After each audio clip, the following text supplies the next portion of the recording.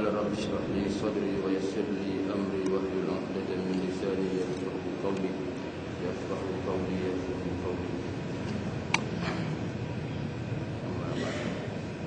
Alhamdulillah, syukur kita kepada Allah Subhanahu Wa Taala kerana diberi keizinan untuk kita bertemu sekali lagi selepas sebulan. 2 minggu lepas saya tak ada balik kampung, terpaksa batalkan kelas. Tapi Alhamdulillah hari ini dapat kita sama-sama untuk meneruskan pembacaan kitab kita. Kita masih lagi membacakan kitab Mawaidul Badi'ah, kitab Muhimmah belah tengah. Okey. Hari ini kita nak sambung muka surat 42. Muka surat 42 baris yang ketiga dari bawah.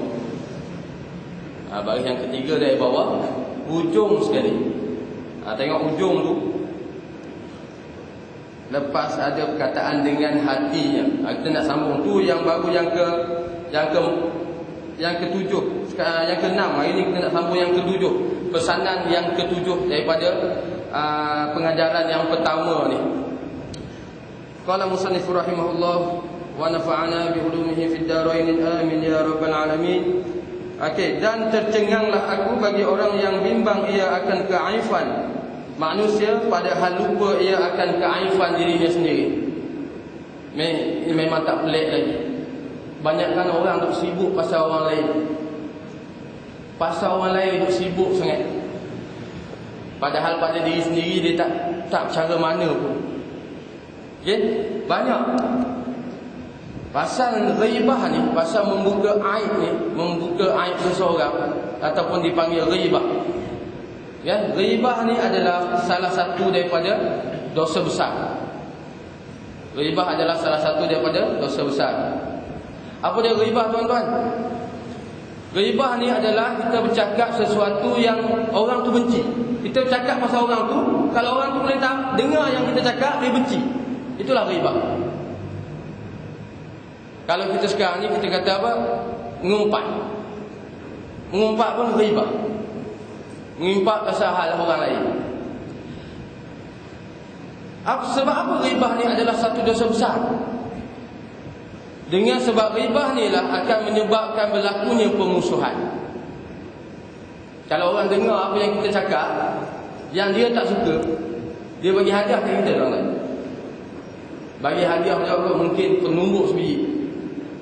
Itu. Okey. Jadi banyak ayat Quran, dalam Quran menceritakan tentang ghibah.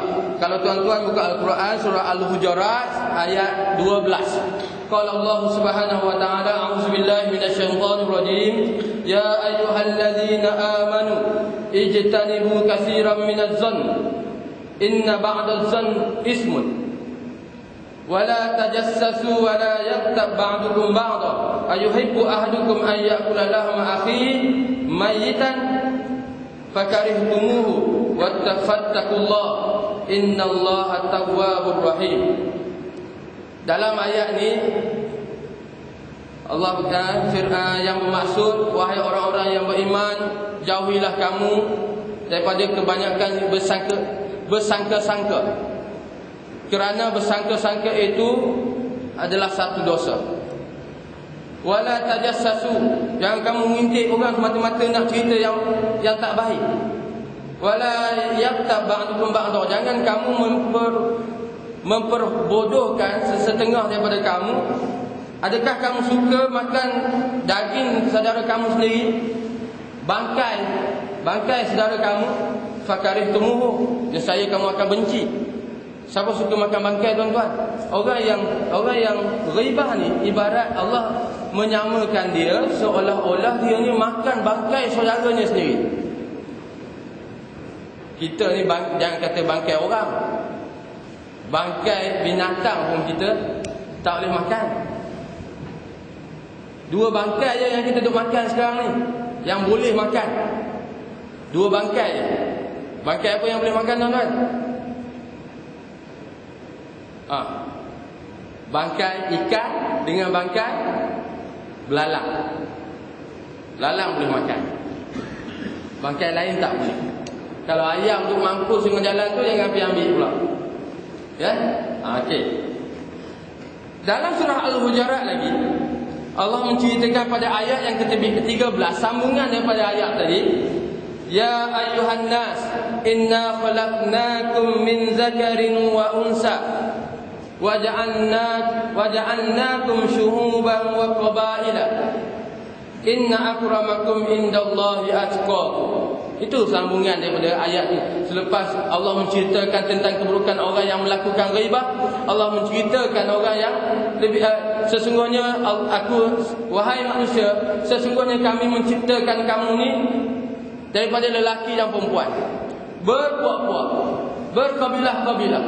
Inna akramakum indallahi atqakum. Sesungguhnya orang yang mulia di kalangan kamu adalah orang yang bertakwa. Dia tak ada kata orang yang lebih banyak menceritakan hal orang lain. Jadi kita kena ingat balik, tengok balik diri kita. Apa kesilapan yang kita dah buat? Mungkin banyak kesilapan yang kita tak sedar, tuan-tuan. Bukan kita ni sempurna sangat, bukan sempurna sangat. Banyak lagi kesilapan kita. Dalam hadis yang banyak menceritakan lagi tentang ghibah. Seperti hadis yang dikeluarkan oleh Anas bin Malik. Rasulullah sallallahu alaihi wasallam bersabda, ketika aku dinaikkan ke langit, iaitu ketika Nabi melakukan Mi'raj, Isra dan Mi'raj. Isra perjalanan daripada Mekah ke Palestin, daripada Palestin naik ke langit dipanggil Mi'raj. Ketika perjalanan dia di Mi'raj tu, dia melihat satu golongan manusia yang kukunya panjang. Kukunya panjang dan mencakar muka dan dada dia. Cakar muka, cakar dada dia. Lalu dia bertanya kepada Jibril, "Ya Jibril, kaum manakah ni? Kaum ni buat apa kesalahan dia sampai dia cakar muka dia dengan kuku dia? Cakar muka, cakar dada dia." Jibril pun mengatakan, orang ni adalah orang yang memakan daging saudaranya sendiri, orang yang memperjatuhkan saudaranya sendiri, orang yang buat kesilapan. Jadi Allah dah tunjuk dah orang yang buat ghibah ni, dah tunjuk ketika Nabi di Mi'rajkan. Maknanya salah satu daripada kesalahan yang amat besar, tuan-tuan. Kita ni asyik duk kisah pasal orang lain, menjatuhkan orang lain. Duk kisah, oh dia tu tak semayang, dia tu semayang. Imam Ghazali menasihatkan kita dengan 5 perkara, tuan-tuan. Kalau kita berjumpa dengan orang yang dengan budak-budak, yang pertama, kalau kita berjumpa dengan budak-budak, kita anggap budak-budak tu lebih mulia daripada kita. Sebab apa? Sebab kurangnya dosa budak tu. Kalau kita berjumpa dengan orang yang tua, kita anggap orang tua tu lebih mulia, sebab mungkin banyak amalan dia daripada kita. Kalau kita jumpa dengan orang yang alim, anggaplah orang alim tu lebih mulia daripada kita. Mungkin banyaknya amalan dia dan banyaknya ilmu dia. Kalau kita berjumpa dengan orang yang jahil, anggaplah orang jahil tu lebih mulia daripada kita, sebab dia melakukan kesalahan ataupun melakukan dosa kerana kejahilan dia. Dan yang kelima, kalau kita berjumpa dengan orang yang jahat, kita tahulah dia memang jahat, anggaplah orang jahat tu lebih mulia. Sebab apa, tuan? Sebab orang jahat ni kemungkinan satu hari nanti dia akan bertaubat. Tapi adakah kita buat macam tu? Kita lebih mengutamakan diri kita sendiri dan memperjatuhkan orang lain untuk menaikkan diri kita sendiri. Kebanyakannya macam tu. Jadi kita tengok balik kat mana kesilapan yang kita dah buat. Okey, kita sambung lagi. Dalam hadis juga daripada Abu Hurairah. Kalau kita tengok sekarang ni banyak hadis yang kita baca An Abi Hurairah. Abi Hurairah ni siapa, tuan-tuan? Duk belajar lama dah kan. Abu, bapa. Hurairah, anak kucing. Bapa, anak kucing. Bukan nama dia macam tu kot, kan? Nama Abu Hurairah yang sebenar ialah Abdul Rahman bin Sakhat. Dia berasal daripada negeri Dus. Jadi dia dipanggil Ad-Dusi. Abdurrahman bin Sakhar Ad-Dusi. Dilahirkan 19 tahun sebelum hijrah. Tapi dia tak Islam lagi. Dia bukan orang yang mula-mula masuk Islam. Di antara di antara golongan yang tak awam masuk Islam tak. Dia Islam pada tahun yang ke-7 hijrah. Tahun yang ke-7 hijrah. Dan dia ni adalah seorang sufi, orang miskin, orang yang sentiasa Abu Hurairah adalah seorang periwayat hadis yang terikat dengan laparnya. Sentiasa lapar. Sebab dia orang miskin. Dan Abu Hurairah orang yang paling banyak sekali meriwayatkan hadis. Lebih kurang 5,374 hadis. Kita jangan kata nak hafal 5,374 tuan-tuan. Buang 5,374 saja ambil. Agak-agak dan. Ada tak dalam kepala kita sekarang ni 74 hadis? Tak dan juga. Buang 7 tu tak. Ambil 4 je. Ambil 4 je hadis. Ada tak dalam kepala kita sekarang ni 4 hadis? Mungkin ada. An-nazafatu minal iman, as-sabru minal iman. Lagi apa lagi yang pendek-pendek tu? Ad-dinun nasihah. Yang lain? Tak ada. Kadang-kadang kita duk bila orang baca pasal hadis, kita tak ambil kisah pasal hadis tu. Kita ambil kisah tentang terjemahan dia je. Kan ayat apa kita baca hadis Sahih Bukhari ayat apa? Ayat Sahih Bukhari. Lama dah baca Sahih Bukhari tu. Dalam Sahih Bukhari berapa hadis yang kita ingat? Hadis sahih tuan-tuan. Hadis sahih tu boleh buat hujah. Contoh sekarang ni, kalau tuan-tuan sembahyang, kita duduk sembahyang sekarang ni kan, baru je selesai sembahyang subuh. Kalau orang tanya kita pasal doa ke, angkat tangan berdoa ni, ada hadis tak? Macam mana cara tuan-tuan angkat doa? Ada yang macam ni, ada yang lebar sikit macam ni, ada yang macam ni, ada yang tutup mulut, ada yang tutup muka. Macam mana? Ada hadis yang membicarakan pasal doa ni. Ada yang tangan malas nak angkat duduk atas lutut dia. Tu nak minta dengan Allah tu. Doa tangan macam mana pun tak apa tuan-tuan. Jangan macam ni je. Yang ni ada hadis mengatakan tak dibolehkan. Ada orang duduk doa macam ni. Ni cross tuan-tuan. Kalau boleh elakkan macam ni. Macam ni ke, nak macam ni ke, nak macam ni ke, tak kisahlah. Tapi jangan macam ni. Ramai saya tengok, tapi nak cakap pun tak boleh lah kan. Ni umum, saya tak tumpu kat siapa-siapa. Lepas ni kalau ada, tolong elak. Ini kita nak minta dengan Allah ni. Kalau kita nak minta dengan Allah dalam keadaan yang diri kita ni rasa macam malas, agak-agak, kalau tuan lah sendiri orang yang pegang duit banyak, macam Abu Hurairah ni, orang yang pegang duit banyak, dia diamanahkan oleh Nabi supaya menjaga Baitul Mal. Ketika dia menjaga Baitul Mal, dia diuji orang mencuri duit. Curi duit dia tangkap. Jadi pencuri tu kan minta daripada dia, Tuhan lepaskan saya Tuhan. Saya ni mencuri sebab anak bini saya. Tak boleh buat hudud. Kalau mencuri untuk anak bini, boleh lepas. Tapi dengan satu syarat. Dia kata, aku boleh lepaskan kau, tapi kau tak boleh datang lagi. Pencuri tu kata, baiklah. Esok malam mencuri lagi, pencuri yang sama. Jadi dia mengadu lagi ke Abu Hurairah, kata, Tuhan lepaskan saya Tuhan. Saya mencuri ni sebab saya terlalu lapar Tuhan. Terlalu lapar pun kena lepas lagi. Tapi dia kata jangan datang lagi. Hari yang ketiga dia datang mencuri lagi. Datang mencuri lagi, Abu Hurairah tangkap dia lagi buat kali yang ketiga. Dia kata, Tuhan lepaskan saya Tuhan. Kalau Tuhan lepas saya ajar Tuhan satu rahsia. Kalau Tuhan nak tidur, amalkan membaca surah ayat kursi.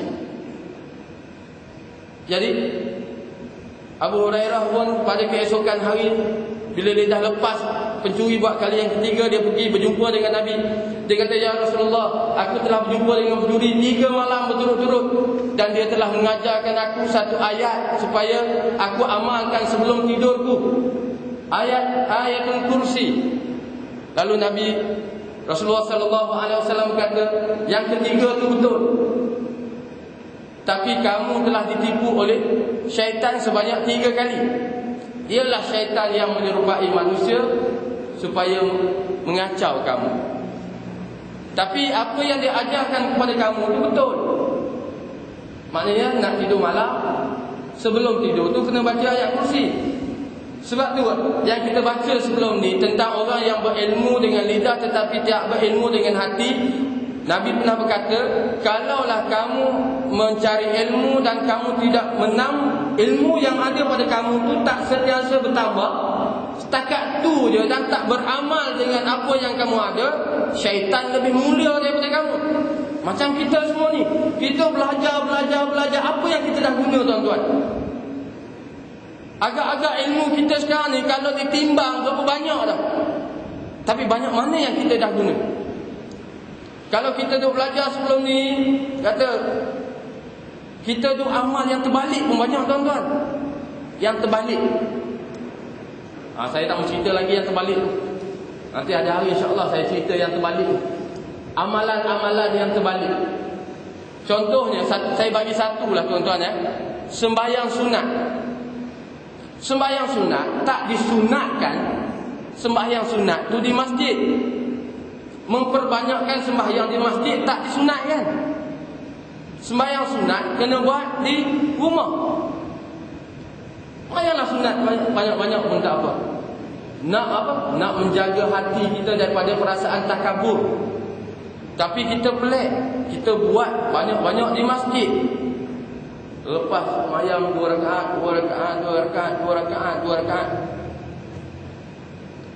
Takut hati kita tak terjaga yang sembahyang sunat banyak-banyak.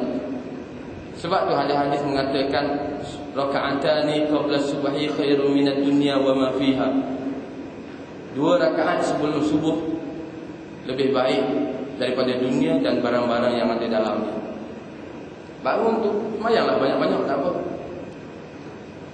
Kita sekarang ni seolah-olah kita mungkin boleh jaga hati kita, tapi macam mana perasaan orang yang tengok kita? Oh, banyak dia sembahyang, nak menunjuk lah. Kan? Orang boleh kata macam tu, kita okey dah, ikhlas dah kita ni. Orang kata, sebab tu dalam ni dia kata tak boleh ghaibah. Ghaibah tu bahaya. Boleh faham tuan-tuan ya? Pasal ghaibah ni jangan duk amal dah selepas ni. Kalau sebelum ni kita tak tahu pasal ghaibah, lepas ni ubah. Tolong ubah sikit-sikit. Tak ubah banyak pun tak apa. 5%, minggu depan 5%, minggu depan 5%, insya-Allah lama kelamaan kita tak akan ada lagi perasaan ghaibah dalam diri kita. Tak payah kisah pasal orang lain. Contoh satu lagi ghibah tuan-tuan. Kalau kita ada jiran, biasanya kalau orang nak meminang seorang anak dara contohnya, dan anak dara tu duduk sebelah rumah kita. Bila orang nak datang meminang, merisik, dia akan datang jumpa kita dulu, tanya perempuan ni macam mana. Di situlah nak jaga ghibah kita macam mana. Kita nak melakukan ghibah atau tak? Kalau kita ni, walaupun sejahat mana pun perempuan tu, kita tak boleh nak buka aib dia. Oh, tak boleh dia kata. Perempuan ni teruk, keluar 8 pagi, balik 2 pagi, teruk, tak boleh, tak payah buat mini. Ada cara dia macam mana kita nak. Ada cara dia macam mana, tak perlu buka aib dia. Mungkin kita tak sesuai pun, cari orang lain. Mungkin macam tu cara yang lebih baik. Macam tuan-tuan sekarang ni, kita duk berbicara tentang aib orang. Aib kita macam mana? Kita tak ada aib ke tuan-tuan? Semua orang ada aib. Sebab tu kita berdoa. Tiap-tiap kali sembahyang, tuan-tuan sedar tak tuan-tuan berdoa? Setiap kali duduk antara 2 sujud, apa tuan-tuan baca?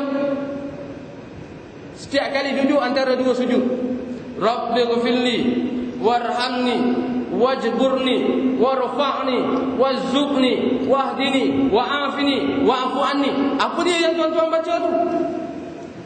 Itu doa, tuan-tuan.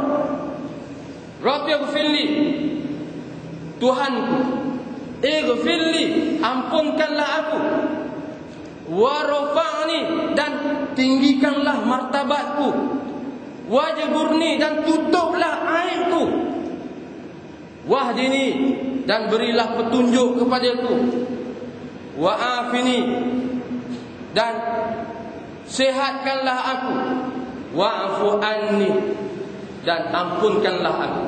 Itu doa kita. Kalau kita asyik berdoa yang tu tetapi kita tak mengamalkan apa yang kita doakan, kita sentiasa buat apa yang tak sepatutnya kita buat, tak ada guna, tuan-tuan. Sebab tu apa yang kita doa, kalau boleh kita minta apa yang kita nak, kita minta, dan kalau boleh kita amalkan apa yang kita minta tu. Boleh, tuan-tuan? Okey, insya-Allah. Okey, kita teruskan yang ke-8. Dan tercenganglah aku bagi orang yang bersuci ia dengan air pada zahir jua, padahal ia tiada menyuci akan hatinya. Yang ni bab yang susah sikit. Kalau kita nak sembahyang, kita menyucikan diri. Biasanya kita menyucikan diri daripada, sepatutnya kita menyucikan diri daripada 3 perkara. Kita menyucikan diri daripada hadas, kita menyucikan diri daripada najis, dan yang ketiga ni yang paling susah nak buat, menyucikan diri daripada, menyucikan hati kita. Nak sembahyang dengan sempurna, kalau amalkan 3 benda ni, insya-Allah. Yang pertama memang kita buat. Yang pertama memang kita buat sebab kita menyucikan diri daripada hadas. Yang kedua pun mungkin kita buat, sucikan diri kita daripada najis. Maknanya tak, kalau ada najis bukan kita nak sembahyang kat situ kot. Kalau ada najis yang melekat dekat kita, bukan kita nak sembahyang kot. Yang ketiga ni, menyucikan hati. Macam mana nak sucikan hati, tuan-tuan? Adakah hati kita sekarang ni betul-betul bersih? Bersihkah hati kita nak sembahyang? Tengah-tengah sembahyang mungkin akan teringat macam-macam. Seperti cerita yang cerita yang selalu saya dulu masa belajar dulu banyak diceritakan pasal ni. Seorang berjumpa dengan Imam Abu Hanifah. Dia kata, "Ya Imam, duit aku hilang." Imam Abu Hanifah berkata, "Kenapa jumpa aku? Aku bukan polis." Jumpa dengan polis lah. Balik. Imam Abu Hanifah kata, "Balik." Dia pun balik. Esok dia datang jumpa lagi. "Ya Imam, duit aku hilang." Berlaku yang sama. Hari yang ketiga pun berlaku yang sama. Bila berjumpa hari yang ketiga, dia kata, "Pelik orang ni." Dia kata, "Tak apalah, macam ni lah kalau nak jumpa duit. Nak jumpa duit hang tu, balik ni tidur dulu. Balik tidur, malam ni bangun, ambil air sembahyang 2 rakaat. Baru saja nak angkat takbir, Allahu Akbar, elok dia sebut bar, dia ingat dah kat mana duit dia. Ingat terus. Dia batalkan sembahyang dia ketika tu juga. Maknanya kita kalau tertinggal apa-apa, nak bagi jumpa, sembahyang 2 rakaat, insya-Allah. Dalam sembahyang tu boleh ingat. Kita akan ingat, kunci motor. Kunci motor tak ambil kat motor. Masa tu ingat. Ya, betul tak? Sebab hati kita tak betul-betul suci. Jarang kita jumpa orang yang betul-betul khusyuk dalam sembahyang dia. Betul-betul khusyuk. Tuan tak percaya, kalau tuan nak test tuan ni khusyuk ke tak, sembahyang esok ataupun sembahyang zuhur lagi, tiap orang bawa handphone letak depan. Letak depan tuan-tuan, jangan letak depan kat orang lain. Letak depan tuan-tuan. Saya nak test. Kalau saya ambil handphone tu, kalau boleh bawa yang mahal-mahal, jangan bawa yang murah. Yang boleh buat sendal pintu tu tak payah bawa lah. Ya? Bawa yang mahal-mahal. Saya test. Saya rasa tak dan nak rukuk, saya rasa. Ya, mesti kejar saya dulu. Maknanya masa tu kita punya sembahyang, hati kita tak bersih tu. Kita tengok handphone tu. Lagi besar handphone yang kita bawa, lagi mahal handphone yang kita bawa, lagi tak khusyuk sembahyang kita. Tak percaya, test lagi. Ada berani? Saya rasa tak berani, kan? Kalau boleh bawa yang telefon yang paling cokiang tu, kan? Yang boleh baling orang dah, yang boleh buat sendal pintu dah. Yang tu boleh bawa. Ada nak bawa S3, S4, dia jarang, kan? Macam tu. Nak test kita punya solat khusyuk ke tak, kan? Kalau betul-betul khusyuk, insya-Allah tak ada telefon tu. Tak ada. Memang tak jumpa, dan dia tak akan tahu siapa yang curi. Sebab dia khusyuk. Hubungan dia dengan Allah masa tu terlalu rapat. Kalau lepas mayang dia tahu siapa curi, dia kata tak apa. Lagi lepas mayang siap kan. Dia dah tahu siapa dia dah. Tak khusyuk tu. Okey tuan-tuan, okey. Kalau kita tengok macam mana nak menyucikan hati, dalam surah Al-A'raf ayat 205 ada menyebutkan, wazkur rabbaka fi nafsika tadarruan wa khifatan wa dunal jahri minal qaul bil 'adu wal asal wa la takun minal ghafilin. Yang bermaksud wazkur rabbaka, sebutkan, ingatkanlah Tuhanmu, tadarruan, dengan cara tadarruk. Tadarruk ni maknanya rendah diri. Ingat kat Tuhan secara rendah diri, wa khifatan, dan secara sembunyi-sembunyi. Tak boleh terang-terang. Kalau kita ni duduk berzikir dalam masjid, satu masjid pun boleh dengar apa yang kita zikir, tu tak nama dia memperhambakan diri masa tu. Itu dah masuk bab nak menunjuk dah. Oh, akulah yang paling banyak lagi berzikir pada orang lain. Orang lain duduk diam, dia aku seorang je. Boleh jaga hati kita masa tu? Tak boleh, kan? Okey. Lepas tu dia kata dunal jahri minal qaul. Dalam ayat Quran sebut ni, dunal jahri minal qaul. Tak boleh memperkuatkan cakap. Dunal jahri, bukannya terang-terang, minal qaul, daripada perkataan. Tak boleh kuat-kuat, senyap-senyap dia. Bil 'adu wal asal, pada siang dan malam. Siang berzikir, malam berzikir, tak boleh terang-terang, tak boleh kuatkan suara, tak boleh nak menunjuk kat orang. Slow-slow dah lah. Okey? Wala takun minal ghafilin. Tapi Allah ingatkan kita, wala takun minal ghafilin, jangan kamu jadi orang yang lalai. Mana orang yang lalai daripada mengingati Allah. Sebab tu Imam Al-Ghazali dalam kitab Ihya Ulumuddin beri panduan dekat kita cara nak berzikir. Nak berzikir apa? Contohnya hari ni hari Sabtu. Apa yang kita sebut hari Sabtu ni? Dan Imam Al-Ghazali dalam kitab Ihya Ulumuddin menggariskan, siapa yang dapat berzikir mengingati Allah sebanyak 100 kali, tiap-tiap hari ada perkataan-perkataan dia, ada zikir-zikir dia. Kalau hari Sabtu kita kena sebut La ilaha illallah, sebut sebanyak 1000 kali. Boleh tak?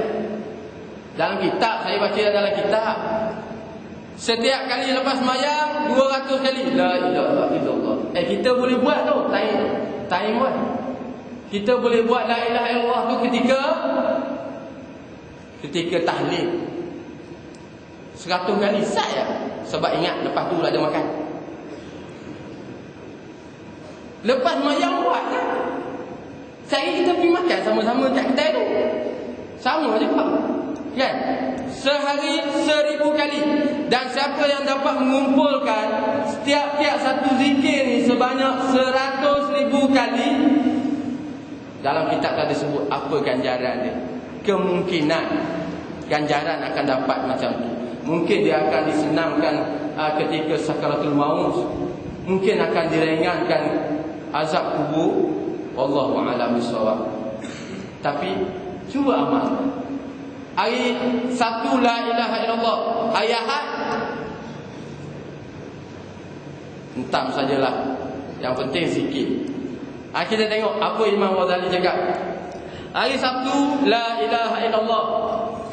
Hari Ahad, ya hayyu ya qayyum. Ya hayyu ya qayyum. Ya hayyu ya qayyum. Ya hayyu ya qayyum. Payah pun nak sebut. Setiap kali lepas semayang 200 kali. 5 kali semayang 1000 kali. Cukup amal kita untuk hari itu. Kan? Okey, hari Isnin. La haula wala quwwata illa billah. La haula wala quwwata illa billah. La haula wala quwwata illa billah. Hari Selasa, Allahumma salli ala Sayyidina Muhammad. Allahumma salli ala Sayyidina Muhammad. Allahumma salli ala Sayyidina Muhammad. Hari Rabu, Astaghfirullahalazim. Astaghfirullahalazim. Astaghfirullahalazim. Hari Khamis, Subhanallahil azim. Subhanallahil azim. Subhanallahil azim. Hari Ahad, paling ringkas sekali. Ayat paling senang. Ya Allah, ya Allah, ya Allah, ya Allah, ya Allah, ya Allah. Yang tu kalau tak boleh buat juga, tak ada guna lah tuan-tuan. Paling senang. Kadang-kadang kita tak tahu cara, tapi kalau kita pakat buat ramai-ramai, insya-Allah boleh. Masalahnya kita sekarang ni duk tunggu diri kita sendiri. Boleh buat ke? Boleh buat ke? Boleh buat ke? Kita buat semata-mata ni nak mendapat ganjaran daripada Allah Subhanahu Wa Taala. Moga-moga kita ni orang tergolong daripada orang yang berada di bawah naungan Allah, iaitu di bawah aras Allah Subhanahu Wa Taala ketika di padang mahsyar. Ada 7 golongan saja yang akan berada di bawah aras. 7 golongan saja tuan-tuan. Agak-agak kita ni berada dalam 7 golongan tu ke tak? Dengan amalan yang kita dah buat sekarang ni, sembahyang subuh jemaah habis, okey. Sembahyang zuhur jemaah, okey. Baca Quran tiap-tiap hari, okey. Datang kelas mengaji, okey. Tapi adakah kita termasuk dalam 7 golongan yang dijanjikan oleh Allah Subhanahu Wa Taala? Yang pertama sekali, orang yang akan berada di bawah naungan Allah, di bawah aras Allah, ialah pemimpin yang adil. Yang ni terlepas kita. Kita tak jadi pemimpin, tak ada lah kita. Kan? Kalau kita jadi pemimpin masjid contohnya, jadilah pemimpin masjid yang adil. Tapi kita jangan lupa bahawa tiap-tiap kita ni adalah pemimpin. Kullukum ra'in wa kullukum mas'ulin an ra'iyati. Setiap kamu adalah pemimpin dan setiap kamu akan disoal apa yang kamu pimpin. Kita pemimpin kepada keluarga kita. Macam mana anak bini kita? Okey dah, settle. Semua tutup aurat, keluar semua tutup aurat. Ni duk paksa anak bini kita pergi sembahyang di masjid. Anak bini yang perempuan tak payah sembahyang di masjid. Lelaki je yang kena datang masjid. Anak bini sembahyang kat rumah tak apa. Tapi kalau nak sembahyang di masjid pun tak ada masalah. Bukanlah diharamkan. Boleh. Tapi macam mana kita kawal anak bini kita? Dia keluar rumah tutup aurat ke tak? Kita rasa kita dah lepas dah. Aku tak apa dah, sembahyang jemaah tak tinggal. Memanglah tak tinggal. Anak kita yang dah balik, bini kita keluar rumah tanpa izin ke? Keluar rumah tak tutup aurat ke? Menampakkan aurat dia, rambut dia. Yang orang tu, yang rambut kira dah okey, dah tutup elok dah. Cantik dah rambut, dah tutup cantik. Pakai pula tudung tak sekerat dah. Tudung yang jenis selepang tu. Selepang ke apa? Orang panggil duk TikTok. Yang duk kali tu atas bahu. Selepang ke selepang, entam lah. Okey? Yang angkat tudung letak atas bahu, tak sah lagi tuan-tuan. Tak boleh lagi. Kita rasa dah okey dah, bini kita duk buat macam tu. Yang penting pakai tudung. Tak lengkap pakaian tu, ibarat berbogel lagi tu. Yang ni mungkin kita tak ambil kisah. Tetapi apa yang dia buat tu dapat kehabuan kat kita. Apa yang isteri kita, anak perempuan kita buat, yang tanggungnya adalah kita. Sebab tu kita jangan rasa kita dah lepas dah. Jangan rasa kita dah, aku okey dah, sembahyang jemaah tak tinggal. Kita tanpa disedari, dosa yang datang dekat kita ni berlambak. Tak seimbang dah masa tu. Pastikan balik. Saya ni duk kata ke orang, risau juga. Anak perempuan 2 orang. Tapi kecil lagi lah. Kan? Risau juga kan. Duk kata-kata tapi anak kita bila besar ni tu dia kan. Lagi seksi pada sekarang ni. Mampu ibu. Okey. Yang kedua. Sikit lagi. Sat rasa tak ada nak lepas hari ni. Ya, saya habiskan yang ni. Tuan-tuan mungkin dah lapar ni. Kan? Duk terbayang dah nasi goreng, mi goreng tadi sebelum keluar sembahyang subuh. Tengok bini duk rendam bihun dah kan. So nampak dah bihun lagi. Ya, sikit. Yang kedua, orang yang berada di bawah arasy Allah Subhanahu Wa Taala ni, orang dia yang taat pada perintah Allah. Orang tua tak masuk. Rugi kan. Tapi tak ada muda, tak ada tua tuan-tuan. Maknanya kalau daripada muda dia beramal, dia termasuklah tu. Lagi jangan pula orang tua, Allah aku dah tak termasuk dah, esok tak payah datang masjid lah. Dah terkeluar daripada esok tak datang masjid. Kan? Hari ni lah Zuhur lagi pun tak ada lah. Mampu kan? Okey. Yang ketiga, orang yang berada di bawah arasy Allah, lelaki yang terikat hatinya dengan masjid. Boleh masuk lain. Boleh masuk balik. Lelaki yang terikat dirinya dengan masjid. Nak buat apa pun ingat masjid. Nak sembahyang sunat, ingat masjid. Sembahyang sunat kat rumah. Setiap waktu ada dia. Ya? Terikat, sentiasa ingat nak datang masjid. Ada orang ni tengok masjid pun tak boleh. Kan? Contohnya yang kita buat sekarang ni, sembahyang mayat di masjid. Dia kata Allah, masjid pula buat tak buat kat rumah je. Sikit-sikit nak buat sembahyang mayat kat masjid. Senang tuan-tuan. Lepas sembahyang campur terus belakang. Kan? Sembahyang belakang senang. Ni dari rumah ni jauh pula. Kan? Tu. Ada orang yang benci masjid. Terlalu benci. Okey, tapi bukan orang sini kan, orang lain. Okey, yang keempat, 2 orang, tak kira lelaki ke perempuan ke, yang bertemu dan berpisah kerana Allah. Bertemu kerana Allah, berpisah pun kerana Allah. Bukan ada sebab lain. Kalau kita berjumpa semata-mata nak kontrak, yang nak apa-apa kontrak, itu tak betul. Kalau kita berjumpa, ini ada anak dara cantik ni, kita berjumpa kerana tu, ni pun tak betul. Okey, boleh faham tuan-tuan Laju sikit, habis masa dah Tuan-tuan pun nampak dah lapar ni. Kan? Cantik sikit. Okey, yang kelima, lelaki yang diajak berzina. Lelaki yang diajak berzina, tetapi dia tolak tawaran tu dengan katanya, aku takut pada Allah. Kalau kita diberi tawaran macam tu, adakah kita akan cakap aku takut pada Allah? Kita mungkin akan cakap tempat ni tak kena serbu kan? Kan?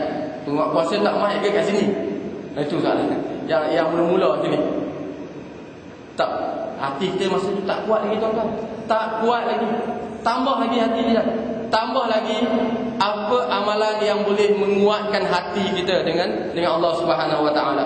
Yang keenam, lelaki yang bersedekah. Lelaki yang bersedekah secara sembunyi-sembunyi.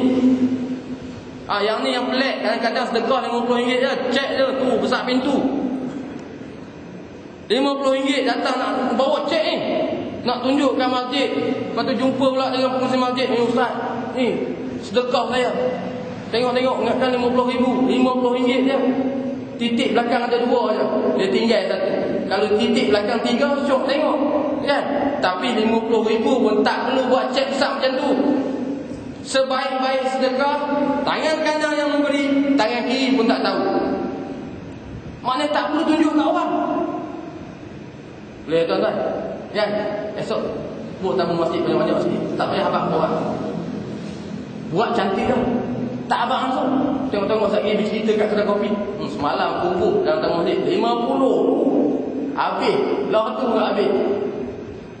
Habis cerita lah. Kan? Kadang-kadang tak sedar. Tak sedar langsung kita buat tu. Cakap terlepas. Habis tuan-tuan. Tolong rahsiakan. Allah tahu. Okey. Yang ke-7, yang terakhir, lelaki yang bersendirian kerana Allah, mengingati Allah dan mengalir air matanya kerana takut kepada Allah. Lelaki yang bersendirian kerana Allah, mengingati Allah, mengalir air mata kerana takutkan Allah. Kita bila menangis? Bila? Last kita menangis bila? Masa orang tua kita meninggal. Ataupun tak pernah menangis lagi. Lama dah tak menangis, Ustaz. 30 tahun dah tak menangis. Kelas hati kita, tuan-tuan. Cuba sekali. Duduk dalam bilik, kunci bilik tu, kan? Pasang lampu sikit-sikit je, macam lampu tidur tu. Cuba berzikir masa tu. Ingatkan apa yang dosa kita yang dah lepas, apa dosa yang akan datang. Kemungkinan ada yang kita nak cuba elak daripada buat. Tolong minta pertolongan dengan Allah. Kita ni banyak dosa, tuan-tuan. Banyak dosa. Cuba uslahkan diri kita. Duduk seorang-seorang, cuba mengisafi dosa-dosa lama. Tengok mengalir ke tak air mata. Kalau tak mengalir juga, memang kerat. Boleh tak, tuan-tuan? Cuba buat. Saya cerita je, saya pun tak buat macam tu, kan? Tapi kadang-kadang meleleh kat air mata ketika bawa motor, tuan-tuan, kan? Meleleh air mata, kena angin. Tak apalah, biasalah. Masa tu lah ingat kat Allah, kan? Dah alang-alang dah meleleh dah air mata, ingat tu, ya, biasalah tu. Lepas ni pakat duk tiru pula. Okey, saya rasa cukup sekadar ni dah ni, kan? Cukup sekadar ni yang kita kongsi hari ni. InsyaAllah kita akan sambung. Ada dua lagi pengajaran. Yang pertama ni, yang ke-9 dan yang ke-10. InsyaAllah kita sambung 2 minggu akan datang. Mungkin ada tuan-tuan ada apa-apa yang nak berkongsi, nak menanya, kan? Mungkin dah lapar semua, tak ada aku, kan? Kalau boleh nak kami awal ni. Ustaz ni sambung-sambung lah, kan? Okey, InsyaAllah kita sambung minggu 2 minggu akan datang. Wallahu a'lam bishawab. A'udzubillahi minasyaitonir rajim. Bismillahirrahmanirrahim. Allahumma ja'al jam'ana hadza jam'an marhuman wa tafarraqna min ba'dihi tafarruqan ma'suman wa la taj'al fina shaqiyyan wa la mahmuda. Allahumma inna nas'aluka al-jannata wa na'iman wa ma yuqarribu ilayha min qawlin wa 'amalin wa niyatin wa 'i'tiqad, wa na'udzu bika minan nar wa ma yuqarribu ilayha min qawlin wa 'amalin wa niyatin wa 'i'tiqad. Allahumma rabbana atina fid dunya hasanah wa fil akhirati hasanah wa qina adzabannar. Walhamdulillahi rabbil alamin. Assalamualaikum warahmatullahi wabarakatuh.